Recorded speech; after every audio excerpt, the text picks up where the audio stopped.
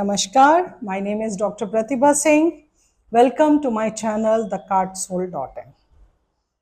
पिछली वीडियो में मैंने बात किया था कर्मास का, कितने तरह के कर्मास होते हैं और हम कैसे कर्मास क्रिएट करते हैं। उसी सीरीज में चलिए आगे बात करती हूँ कि हम अपने कर्मास को कैसे प्रोटेक्ट कर सकते हैं, क्या स्टेप ले सकते हैं जिससे कि हम कुछ नेगेटिव कर्मास ना क्रिएट करें। सबसे पहले है इसमें स्टेप है आपका कॉन्शियस अवेयरनेस। आपको जिसको हम कह सकते हैं माइंडफुलनेस, आपको अपने माइंड को एक कंटिन्यूसली मैसेज देना होता है क्या करना है। कैसे करना है का मतलब नहीं है, क्या करना है वो बहुत जरूरी है, क्योंकि जो एक आपको अवेयरनेस हो जाती है कि आप जो कर रहे हो उसके कॉन्सिक्वेंसेस क्या होंगे, तो वो बहुत ज्यादा जरूरी होता है। सेकेंड मेथड मैं बोलूंगी आपको डेली प्रेयर्स।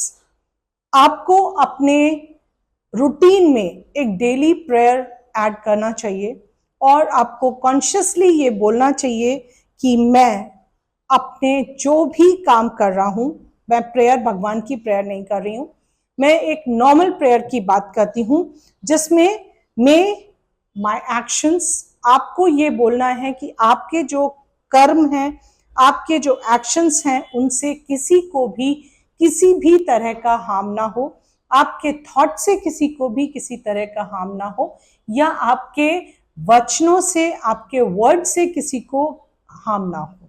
ये प्रेयर आपको डेली करनी है, क्योंकि अगर आप ये प्रेयर डेली करते हैं तो it goes in your subconscious mind. Okay, third step मैं बोलूंगी मेडिटेशन।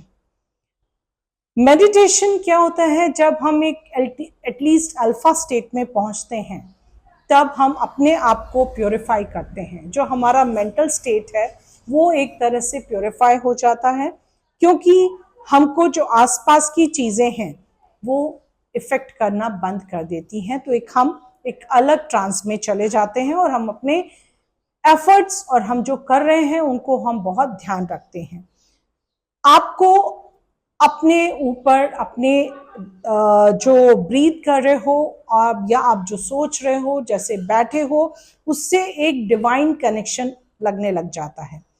उसके बाद स्टेप है सेवा का। लेकिन ये जो सेवा आप करेंगे, आप फिजिकल सेवा कर सकते हैं, आप मॉनिटरली सेवा कर सकते हैं, आप इमोशनल सेवा कर सकते हैं, लेकिन ये जो सेवा है किसी रिवॉर्ड के एवज में नहीं करना है। आपको जिस बंदे के लिए या बंदी के लिए, किसी के लिए भी आप जो सेवा कर रहे हो, उससे कुछ एक्सपेक्टेशंस नहीं रखनी चाहिए।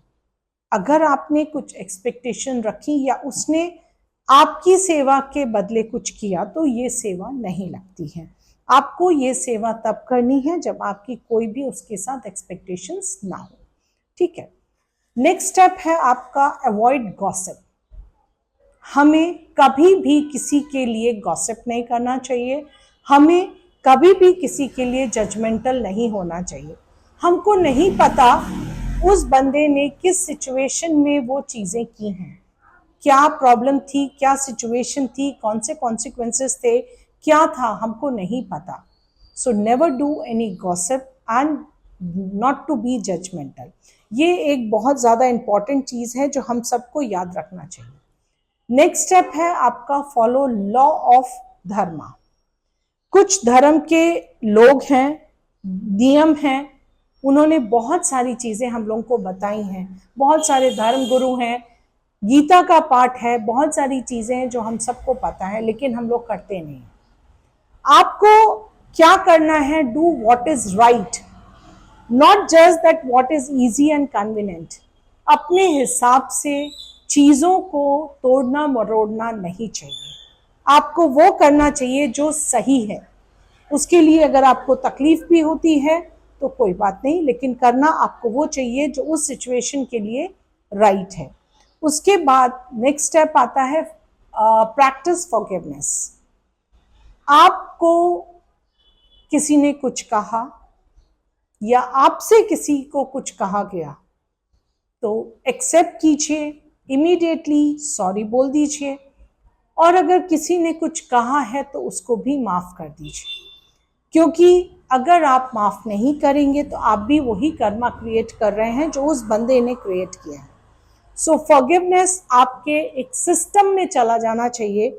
आप जो भी, I know it is very difficult, लेकिन आपको अगर अपने कर्मास प्योरीफाई करने हैं, अपने जो नेगेटिव कर्मास हैं उनको नलिफाई करना है, तो ये प्रैक्टिस करना बहुत बहुत जरूरी होता है कि आपको फॉरगिवनेस आपके एक सिस्टम में जानी चाहिए। ठीक है, लास्ट पॉइंट है sleep with the reflective actions. जब आप सो तो आपको अपने पूरे दिन का जो आपने एक्शन किया है उसको स्कैन करना चाहिए। आपने क्या किया, कैसे किया, कब किया, क्यों किया, क्या चीजें आप अवॉइड कर सकते थे। आपको ये चीजें पूरी स्कैन करके और अपने माइंड को खाली करके, अगर आपने कुछ गलत किया है तो आपको अपने आप को भी फॉरगिव करना चाहिए, अपने आप को भी सोचना चाहिए कि ठीक है मेरे से ये हो गया, कोई बात नहीं, next time I will take care. तो ये चीज़ें आपको ध्यान रखनी है। अगर आप ये चीज़ें ध्यान रखेंगे तो बहुत हद तक आप अपने संचित कर्मास को क्लियर कर पाएंगे।